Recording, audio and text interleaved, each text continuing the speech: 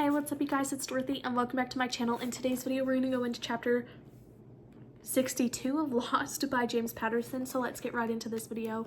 This video may contain sensitive topics and foul language. If you do not wish to continue, I suggest you click off the video now. You have been warned.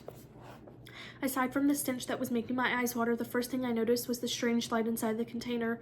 There were two scratched plexiglass panels across the top that allowed sunlight inside, but the light that came through the hazy plastic was yellow and gave the entire container a freaky look. Something flashed out of the corner and made me duck my head to one side. Then a shriek tore the air. I was completely confused. All at once, things came into focus and I understood much more clearly.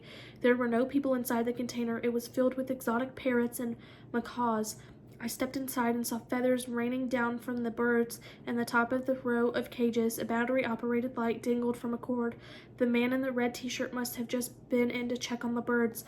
I tried to get any idea of how many birds were crammed into the container. At first I thought it was dozens, then I realized it was more than 100, all of them extravagant with lavish colors and powerful vocal cords, or whatever birds used to make noise.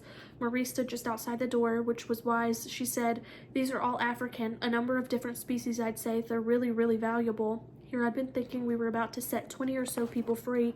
I turned to ask the thin man in the Def Leppard t-shirt about the container and cargo, but he was already racing for the gangplank. I looked at the security officer and said, "Can you call someone to stop him?" The muscle-bound man raised his hands and said, "My job is to make sure no one gets on the boat. Don't you have a sheriff's office or customs on your radio somewhere?" He shook his head. "They made me take their channel off my radio. They said I was too enthusiastic and made too many calls for assistance." I looked at Marie. She said, "Isn't this still a crime? I mean, he is a smuggler." I wasn't happy about it, but I started to jog after the man. This day was not going the way that I thought it would. That is the end of this chapter. I will see you guys in the next video. Bye.